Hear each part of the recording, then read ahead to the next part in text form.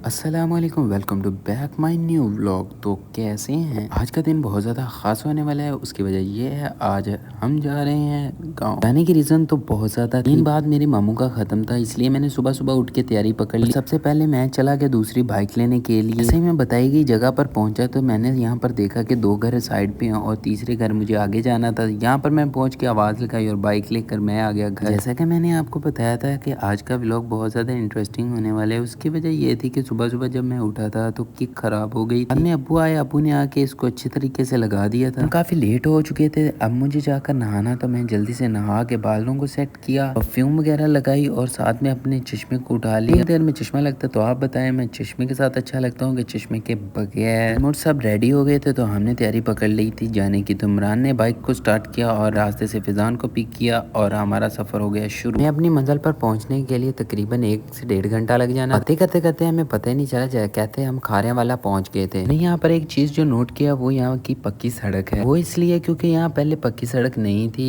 कच्ची थी। फिर हमने तारीफ की ही थी कि आगे हमें टूटी सड़क का भी सामना करना पड़ा क्योंकि यहाँ पर काफी गड्ढे भी थे। मौसम बहुत ज्यादा खूबसूरत था और हर तरफ सब्जा ही सब्जा था। गाँव की ताज़ा हवा से दिल बाग बाग हो। जैसे ही हम गाँव में दाखिल हुए तो हमें बहुत खुशी हुई। फैमिलीज इकट्ठी थी तो मैं सबसे मिलने के बाद आ गया बैठक में। यहाँ पर फिजान है हमारे साथ बैठा था, जिसके साथ थोड़ी देर गपशप लगा। यहाँ पर साजो सामान रखा था देग बनाने के लिए। आपको दिखाता चलो, यहाँ पे अदरक का पेस्ट रखा हुआ है, साथ में प्याज, टमाटर और मिर्ची काट के रखी हुई थी। हमें काफी ज्यादा देर और प्याज भी लगी थी। इतने में वसी हमारे लिए बोतल ले आया तो हमने जल्दी जल्दी से बोतल निकाली और डिस्ट्रीब्यूट की तीनों में। मैंने भी बोतल पी तो बहुत ज्यादा मजा। फिर मैं बाबा जी आकर मैं फिजान को लेकर दूसरी तरफ चला गया और हमारे साथ सीन ये, हम दोनों जल्दी जल्दी निकल गए और इमरान भाई पीछे ही रह गए थे। हम खड़े इनका वेट कर रहे थे कि सामने की तरफ हवेली नजर आई, जिसके बाद चारपाई वगैरह पड़ी थी। तो हमने सोचा कि वहां पर जाकर बैठते हैं और वहीं पर गपशप लगाते चलते। जैसे ही हम वहां पर पहुंचे तो पता चला यहाँ ट्यूबवेल चल रहा है। तो यहाँ पर हमने बैठ के यहाँ का पानी देखा कितना साफ सुथरा है। तो हम ये देखकर परेशान हो गए कि यार ये किस तरीके से चल रही है, क्योंकि ना तो हमें मोटर नजर आ रही थी और ना ही पीटर नजर आ रहा था जिससे ये चल सके। हमें पता चला कि जमीन के अंदर मोटर लगी हुई है और इसका सोलर सिस्टम दूसरी तरफ लगाया हुआ है कि कोई चोरी वगैरह वाला सीन बन ही ना सके। हमें बुलाने के लिए जुनेद और अकील आ गए थे, तो हमने इनको भी अपनी बातों में लगा लिया और गपशप में टाइम जाया करते रहे। इधर बातें करते रहे, पर मेरी नजर तो नहीं पड़ी थी। पर अचानक ही मैंने देखा कि यहाँ पर ऊँट भी बंधा हुआ है। जैसे हम घर आए तो मामू के साथ लंगर तकसीम करने में उनकी हेल्प। खाना खाने के बाद जैसे ही लोग फारिग हुए हमने खाना खाया। खाना खा के हम निकल गए बाहर। सोचा कि हम तीनों वहीं जाते हैं, तो मुझसे पहले ये दोनों निकल गए थे। मुझे बताया भी नहीं था कि ये वहाँ पे ही जा रहे हैं जहाँ हम पहले बैठे हुए थे।